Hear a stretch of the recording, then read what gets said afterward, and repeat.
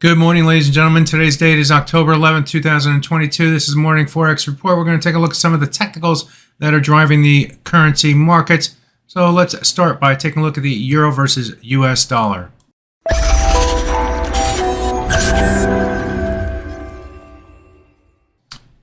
Starting off by taking a look at the weekly chart. If we go all the way back to this area back here, way back in 2002, this is June to October 2002. The low prices through here came in between 0.9662 and 0.9708. Let's fast forward to the hourly chart here for the pair, and the low price in trading today reached down to a level of 0.9669, so just above the 0.9662 level from that weekly chart. And the price has seen a bounce to the upside. We are trading higher on the day now, which is, I guess, the first time in, this is a down day, this down day, 3-4 days to the downside here for the euro versus US dollar. So we're seeing a bounce higher in trading today, which is somewhat positive here for the for that currency pair. We have this swing area between the 0.9733 and 0.9750 to get through the 50% retracement level of the move up from the September 28th low to the high that we saw here on October 4th. Comes in at 0.9767. You can see that the price on Friday's trade came down to that level, traded above and below it, found resistance against the 200-hour moving average before moving to the downside. In trading yesterday, the high price could only reach into this swing area here before rotating to the downside. So getting above the 0.97506, 9767, and then we'll start to look toward the 100-hour moving average up here. But those will be our targets on the top side. But overall, it would need to get above these levels right here in order to push the bias more to the upside in the medium term for this pair. In the short term for traders, holding ahead of the 0.96662 level was somewhat positive, or at least traders could define risk and limit risk against that level. And they're making out a little bit in the trading here this morning. So euro looking a little bit more positive intraday. Just we're up on the day and we're off that support level. The dollar versus yen ventured above the 145 level on Friday and continued its venture up yesterday in sort of cautious trading. We did move up near the high price that we saw back here when the Bank of Japan intervened, forced the market to the downside. The high price in trading here today reached 145.856, just short of the 145.90 level. Started to back off. We are testing this lower trend line here. We dipped below it in the last hourly bar, and so traders are looking for more momentum below that level. If we start to see that, we're going to look toward our high price from the October 3rd, which came in at 145.30, and then we're going to be looking for the rising 100-hour moving average at 145.132, and moving higher. Like the euro versus US dollar, this is an up day, 2 days, 3 days, 4 days. So we're working on a down day here after 4 straight days to the upside for this currency pair. We'll see if the price can stay below the closing level from yesterday. That level came in at around the 145.69 level. Stay below that level would keep the bears more in control. We will see how that pair reacts out here today. The pound versus US dollar had the more intervention in the bond markets there from the Bank of England. That's helping to give the pound a little bit of a boost here, and it too is up after 4 straight days of declines here.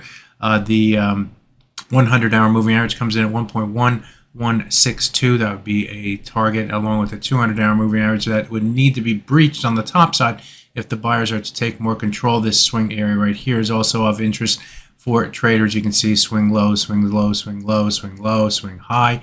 Through here, move to the downside, swing high, swing high. A little bit above and below it here, but then rotate it to the upside. You see how this area dissects the upper end here and the lower end through here. And in trading last week on Friday, the high price came up to that swing area and forced its way to the downside yesterday, down lower. Today we had a lower low as well, but we are rebounding to the upside, seeing better more momentum after the Bank of England seems to have calmed the market, at least temporarily. We will see what happens there, but technical levels above will be eyed. The dollar versus Canada, this is an interesting pair. You see this level up here about the 138.548 level.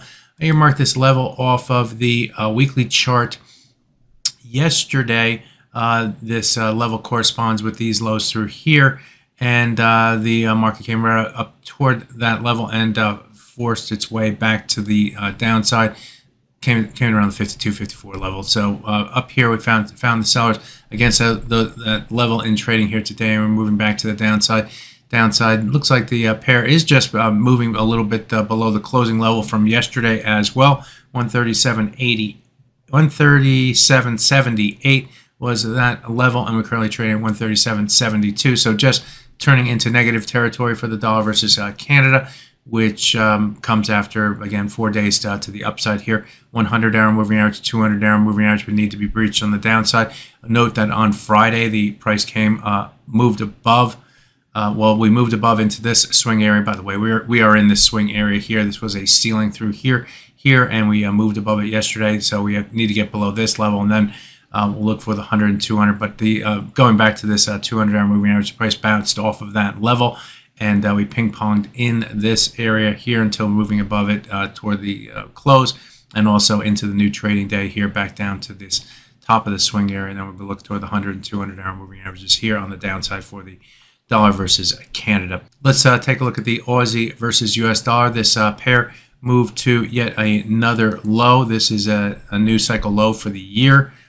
Take a look at the weekly chart here. The price low came down, tested, and actually went below these swing lows here at the 0.62526 level. The low price in trading today reached 0.6247, so about 5 pips below that level before bouncing back to the upside. Here's that level 526. Went a little bit below it, came back up, went a little bit below it again, and now we're seeing the momentum to the upside. So good bounce off of that level.